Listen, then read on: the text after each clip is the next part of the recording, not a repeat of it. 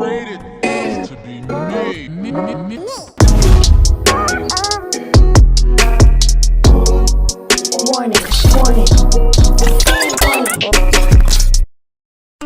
What's up, y'all? Welcome back. This is just a reminder that while we might get into some tea, some drama, this is not a tea channel. We're focused on real stories and real commentary. Now, let's get into this video. So now it's 2022 and reality TV is nothing new, and the shows, they come a dime a dozen. Some bringing in new fresh faces of everyday people, some showcase personalities who later go on to become really big stars, and others give us a look into the personal lives of A-list celebrities. On a personal note, I gradually began to step away from reality TV to the point where I just didn't watch it anymore. I guess it just wasn't something that I enjoyed, but after seeing multiple clips of Joseline Cabaret go viral, something intrigued me to tune into the show, and I was not let down on the entertainment. But then things started to get weird and ultimately just strange. With all that has gone on with Joseline's Cabaret, I ended up going down a rabbit hole of the show itself and the entire world of reality TV.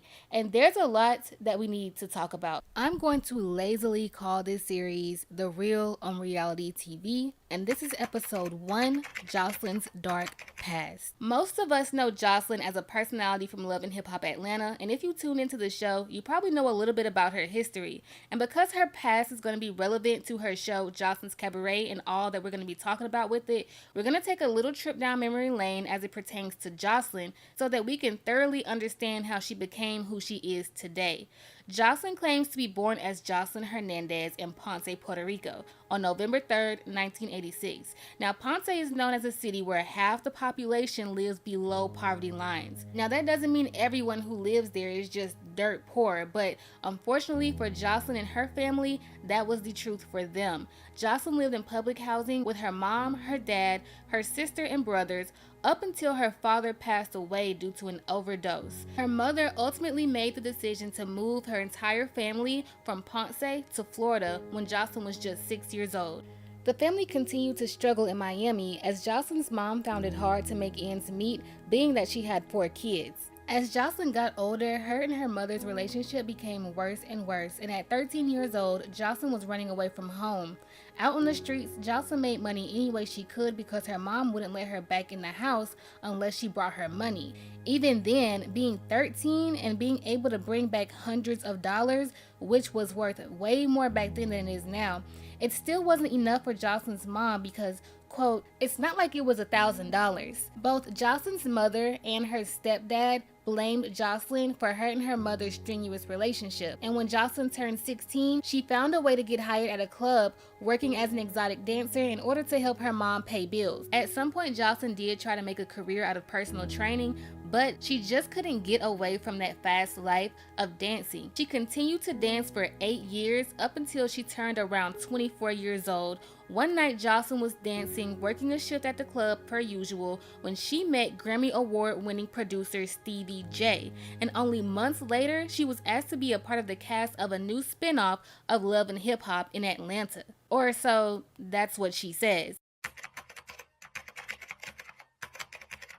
After a long, irritating personal battle between Joseline and Stevie J, Stevie alleged that Joseline's real name is Shenellica Bettencourt and that she's actually 10 years older than she claims to be. It was also alleged that Joseline isn't actually from Puerto Rico, but from Guyana instead, and had been married to someone else since 1991. Due to Joseline being the character that she is, a lot of people took this information as fact. After all, it is entertaining gossip. Now, that whole story of Joseline not actually being Joseline was a major headliner in reality TV blogs multiple times over the years, and still to this day, a lot of people believe that Joseline Hernandez is really Shenellica Bettencourt. However, is that really true? Per Joseline's booking in 2003, she was booked as Shenellica Bettencourt for lewd behavior at age 25. So if Joseline was booked as Shenellica back in 2003 at age 25, then that means Joseline is lying about her age, right?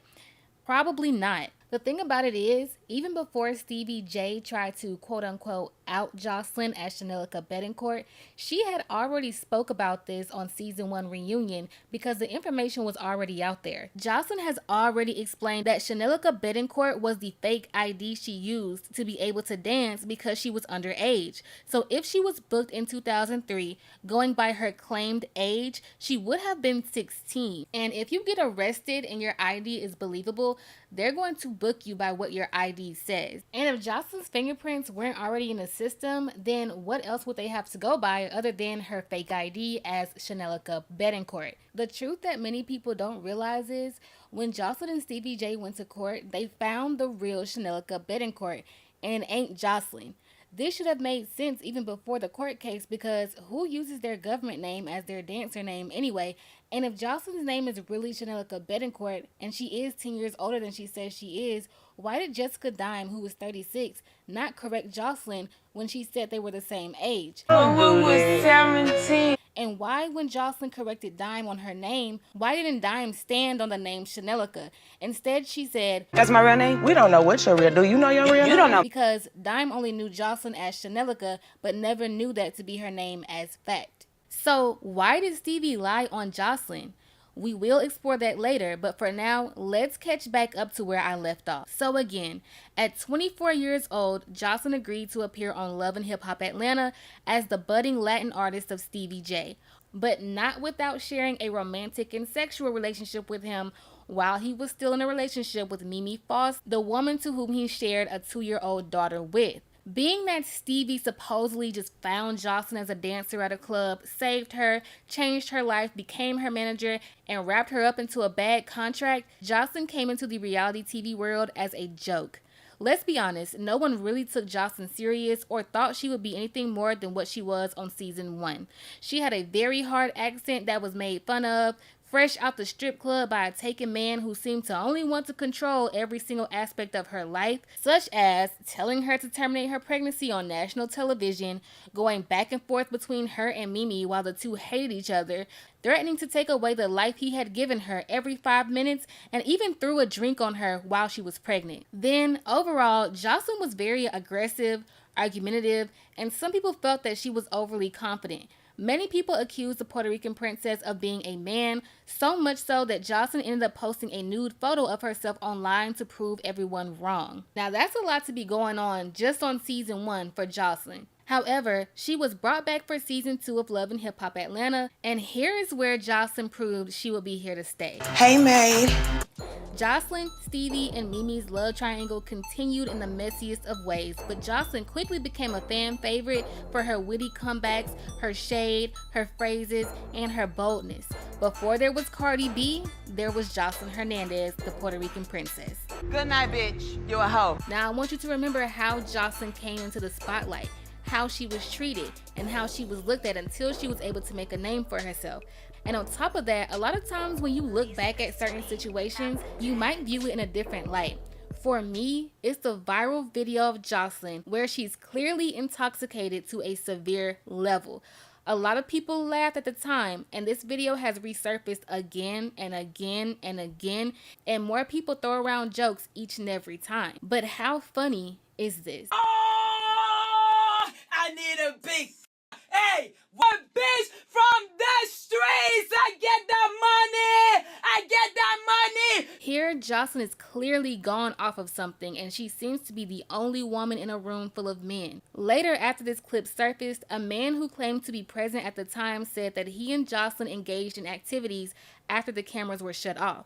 You know what I mean? At the moment, we was having a good time, but when I look back at that shit, she was on that. You know what I mean? It's no words for what she was on. No. Actually, that same night of footage is when the first time I hit it. You know what I mean? But you know, I kept that real low. That wasn't nothing I wanted to broadcast like that. But you know, it was. You know, it is what it is. But why would you go on camera to say that you did that with someone who was clearly not in their right mind? When you think about it like that, how funny is it? Nevertheless, even after this incident, Joseline made the most out of her time on national television. She was one of the Love and Hip Hop franchise's best breakout stars, and at some points, she and Mimi even mended things and became cool. Mimi went on to have other love interests, while Joseline still had issues with Stevie J. The two of them actually had one of the most fabricated storylines in reality TV history, which was that they were married. Whether or not Stevie and Joseline were actually married was an entire plot that carried them through an entire season of the show.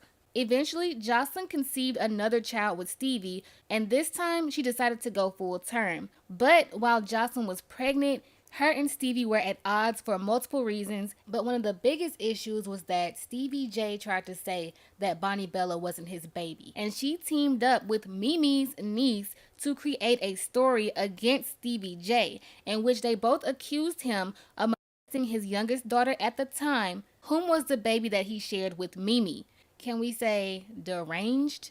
Stevie drugged Joseline to court with a defamation suit in 2016, and this is where the Shenellica shenanigans resurfaced due to Stevie using this to help prove that Joseline is a liar. And as I stated earlier in the video, this is where it was officially confirmed that Shenellica Bettencourt was an entirely different person. After Joseline gave birth to their daughter, Bonnie Bella, the case was dismissed because Stevie decided not to show up for a hearing, stating that he wanted to work things out with Joseline. They returned to Love and Hip Hop, where Stevie tried to consolidate all the issues Joseline had caused. However, nobody was really feeling Joseline after what she did, not Mimi and not Stevie's other daughters. But still, many people, including Stevie, said that Joseline had matured after having her daughter. Eventually, Joseline actually quit the Love and Hip Hop franchise mid-reunion. Joseline had been having issues with production and the show's main creator, Mona Scott Young. And additionally, she just didn't want to go on stage and argue and fight. Later on, Joseline revealed that she wanted to go on to pursue other things. Of course, that included music and being cast in other TV shows, but most relevantly, we know one of those things was Joseline's Cabaret. And that's where I'll leave off for part 1. In part 2, we have so much more to dig into when it comes to Joseline's Cabaret. Make sure you like the video and have your post notifications on, and I'll see y'all in part 2.